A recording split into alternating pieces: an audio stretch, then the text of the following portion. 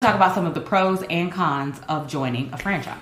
So when you're joining, remember you are joining someone else's concept, someone else's baby. So you have to join to play by the rules. Just for example, if you play in basketball, there are certain rules in basketball in order to play that game. Same thing with football, soccer, all the things. So if you get the concept is you're joining the team to play by the rules. Now, each set of rules is different based on each franchisor. Each team you join can honestly truly determine the outcome of your success.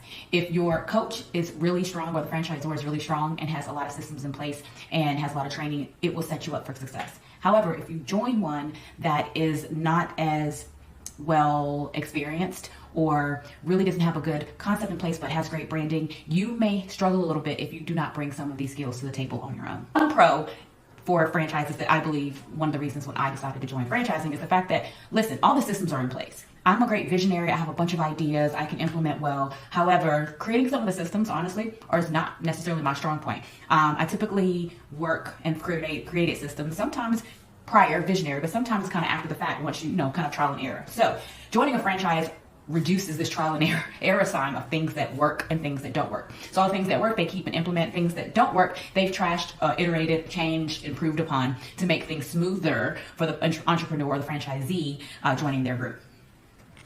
So let's go back to some of those examples. If you're doing food, well, guess what? They have all the food, the products, the recipes, everything you need to start your business.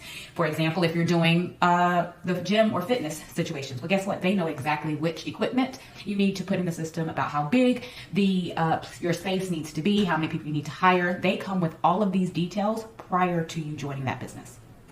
Now, some of the cons of joining a franchise. Like I said, you have to play on someone else's team. If you are truly a visionary or entrepreneur that does not like following any rules whatsoever, a franchise may not be your way to go.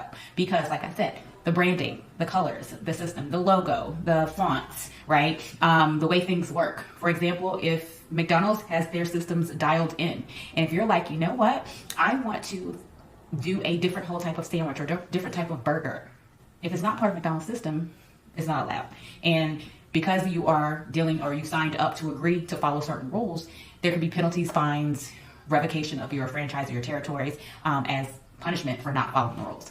So if you're a person that, again, bucks the system and cannot fall in line to a certain extent, honestly, franchising may not be your thing. You may be the person to create your own franchise and have people join your vision and your brand.